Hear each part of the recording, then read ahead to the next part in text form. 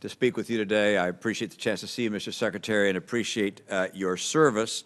I like several members who've already spoken, can't begin to understand why you would want to announce the creation of a misinformation board. I think it's a terrible idea. It communicates to the world that we're going to be spreading propaganda within our country. It's an awful idea, and you ought to disband it. On a separate topic, I do, or related, I do respect my colleague from Kentucky who spoke about misinformation. I'd respectfully disagree vehemently on his contention that America is the largest misinformation entity in the history of the earth. I'm afraid the Soviet Union would deserve that title, if not perhaps other nations.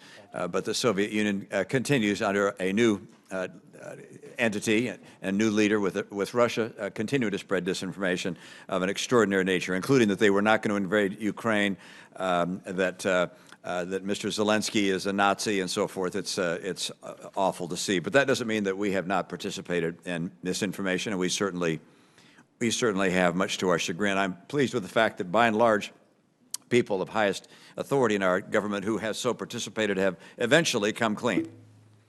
I was struck by the chart that Senator Johnson put up and that Senator Portman put up. I'm going to bring that chart back again that Senator Portman had here, and that is this, which is, I mean, it's so overwhelming, which is, this is the prior administration in terms of the encounters at the southwest border. And by the way, we know that in addition to encounters, there are people who go across that are not encountered.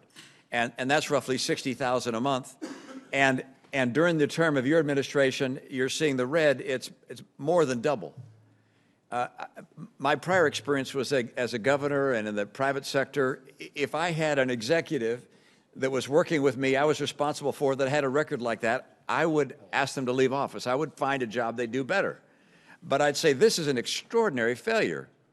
And I don't know where all the fault lies. I don't know whether it's the fault of the president not allowing you to have the policies you need to have a record that's more like the prior administration, or whether it's your own failings as a leader. But one or the other, this is a failed record, and would cry for a change in leadership. And I respect you as an individual. I acknowledge you got a tough job. But when you said that you inherited a mess, it's like, wait, there were policies in place you changed. You changed the Remain in Mexico policy. You said we're not going to complete the border wall. And now you're getting ready to say Title 42, we're going to pull that away as well. It's like you're adopting policies which have caused that to happen. And the result of that, these are not just bars, these are human lives that are affected. I mean, this is fentanyl coming into the country. This is human trafficking. These are lives lost and that are associated with that kind of record. I find it appalling. And you say, well, now we have 6 pillars. We got 6 pillars to make this better. I guess the question is this: do you believe that in the coming several months that those numbers are going to come down? Because I believe that the 6 pillars will do nothing to reduce those bars. In fact, the 6 pillars sound good, but will not change those numbers. And in fact, we're likely to see numbers that high or higher. Do you predict that those numbers are going to come sharply down to the level they were prior to your administration being in place? Senator, we're very concerned that the end of Title 42 could result in an increase in encounters at the border. However, that is precisely why in September of 2021, understanding that Title 42 would not be around forever, we began to plan and prepare for its end. And some of these, those are as accurate as they are off target. My question is, I mean, you're the person responsible for this record. This record is devastating to our country. One of the challenges that I hear in my state, and I don't know that people can recognize the relation between these things, is that my state is desperate for more workers. We need more truck drivers. We need more healthcare workers. We need more nurses. Our agriculture community needs more workers to harvest the crops. Our dairy farmers need people to work on the dairy farms. They want to get visas, more visas to bring people in who are available to work in our country, desperately needed here.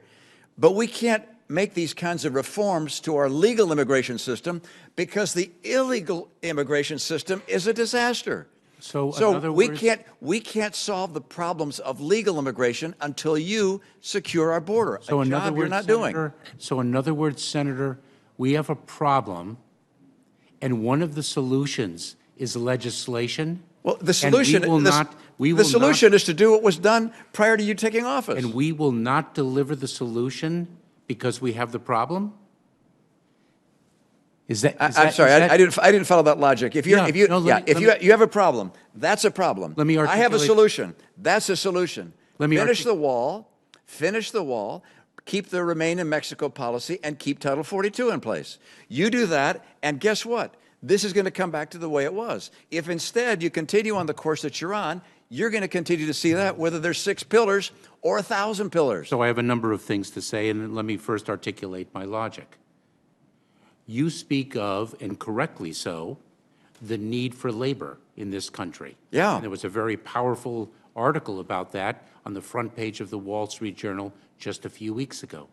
And this administration, the Biden-Harris administration, has spoken of the need for safe, orderly, and legal pathways. We've got 30 seconds. So that people don't need to take that journey. I've got 30 seconds. And so one of the solutions... We will never have the labor that we need and the legal immigration system fixed to get us the visas we desperately need until you secure the border. You are incapable of doing that with the policies you described. Only by returning to policies that were there before can you do it.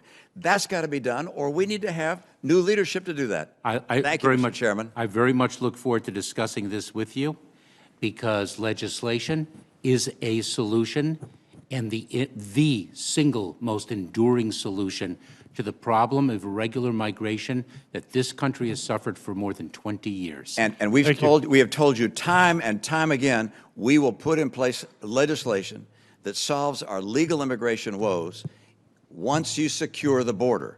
What we will not do is legalize all sorts of individuals who come here illegally. At the same time, people keep flowing in illegally. You've got to secure the border.